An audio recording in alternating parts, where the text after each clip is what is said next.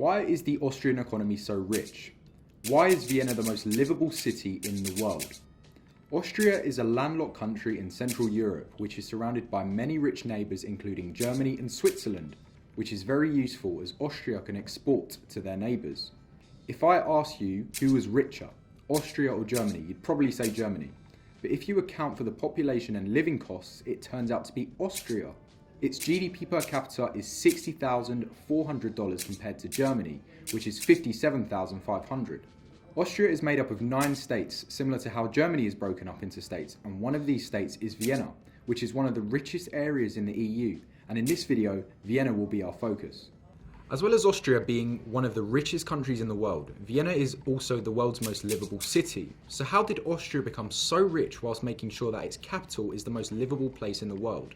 Much of this comes down to when Austria joined the European Union and then adopted the euro. It's worth noting, though, that before this, the Austrian economy was very reliant upon the German economy. Austria always has and probably will be reliant upon Germany due to its close proximity. This is good since Germany is a rich economy that Austria can benefit from by doing trade with the nation. The downside of this reliance would be that when the country doesn't do as well as it used to, the reliant country will also suffer. Entering the European Union, however, has helped reduce the reliance on Germany, which has helped boost the economy of Austria following a referendum. In 1994, Austria agreed to join the European Union, eventually joining in 1995. As well as reducing reliance in Germany, it also encouraged foreign investors to invest in Austria. Large businesses were looking for a European hub, and the Austrian economy benefited from this. The benefit was further strengthened when the European Union expanded to include Eastern European countries, which Austria could do more trade with. Austria joined the euro in 1999, which further promoted economic integration, and unlike many other European countries, its commitment to the euro has never been questioned. The result of integration and proximity is that 66% of Austria's international trade is done with countries in the European Union. The Frugal Four is a nickname given to the Austrian economy as well as the Danish, Dutch and the Swedish. This name was a result of the leaders of the 4 countries pushing for lower borrowing within the EU and more in line with the Stability and Growth Pact. Despite not many sticking to this pact, Austria has stuck closely to it and has actually achieved an economic surplus, meaning that its government revenue is greater than its government expenditure. This may lead us to question whether the government is spending enough. However, the economy performs really well and the country is doing good in areas like education, healthcare and social policies. This is in part because the Austrian economic model follows what is called the social market model. A social market economy is one that promotes free markets, especially when it comes to competition, but it still provides a strong welfare state for when times get tough. So, what forms part of that is the cooperation between employers, employees, and the government. So what does this mean for Vienna then? And how has Vienna won the title for the world's most livable city? Now, the cities are ranked by the Economist Intelligence Unit, and the cities are ranked on 5 broad categories, which are stability, healthcare, the environment, education and infrastructure. Starting with Vienna. Like the economy of Austria as a whole, it is very rich. The GDP of Vienna makes up for over a quarter of all Austrian GDP. It really is a major power within Austria. It benefits from rich European countries to the west, such as Germany and Switzerland, but Vienna in particular benefits from those countries in the east, which were former Soviet Union countries. Vienna has become a door for these newly admitted European Union countries to trade with the rest of the European Union. In fact, 300 international companies have their Eastern European headquarters based in Vienna. So you may have been wondering, what are the main sectors that contribute to the high economic wealth of Vienna? The 3 main sectors are research and development, technology and tourism. In 2017, it is estimated that around 80,000 people were employed in the R&D sector within Vienna, which comes from its many facilities. Of all research that is done within Austria, more than a third is done in Vienna. A major category within research and development that is focused in Vienna is life sciences.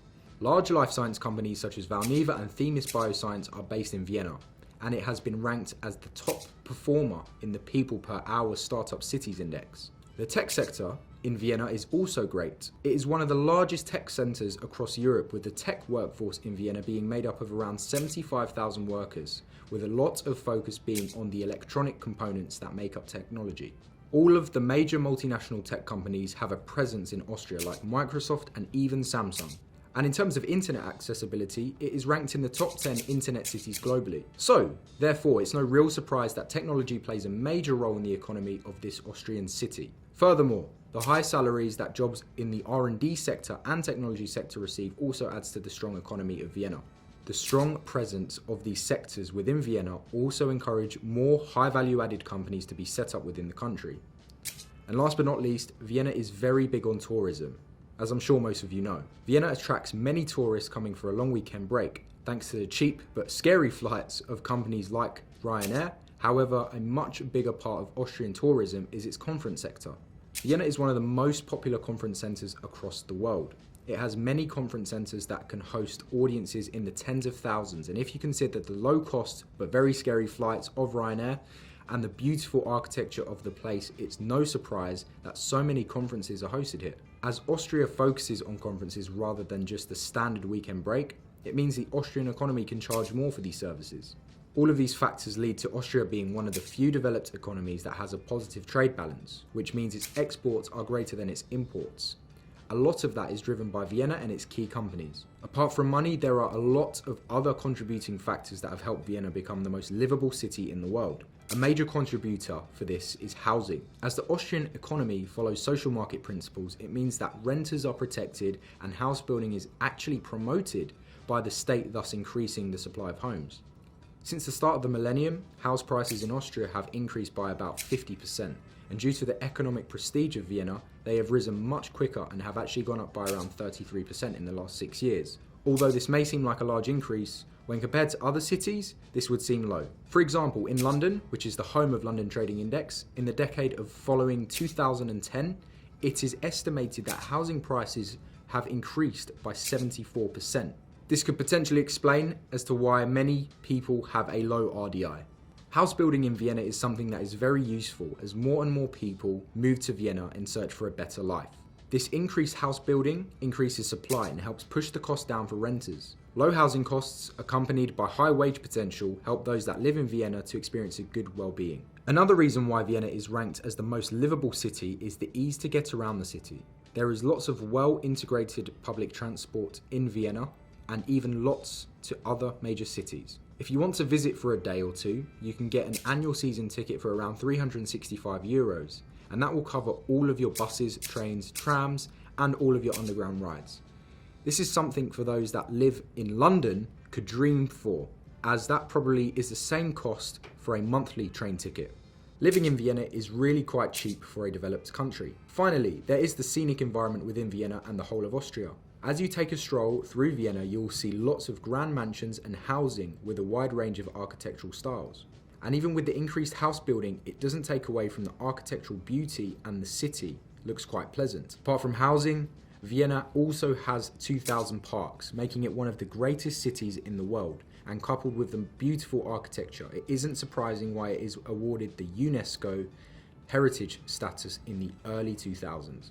All in all, I would say Austria, and Vienna in particular, has many strong economic foundations like affordable housing, transport, a nice environment, and great opportunities for work. And the result is many people moving to the city, and I don't blame them. So, tell me in the comments below, what are your thoughts about Vienna and Austria as a whole, and is there anything that I've missed out? Please let me know, and I will take the time to read all of your comments, and I am very grateful for all of them. However, just before I leave, if you want more videos like this, please subscribe, hit the bell icon so you are notified when we upload, and that is it for today. Until next time.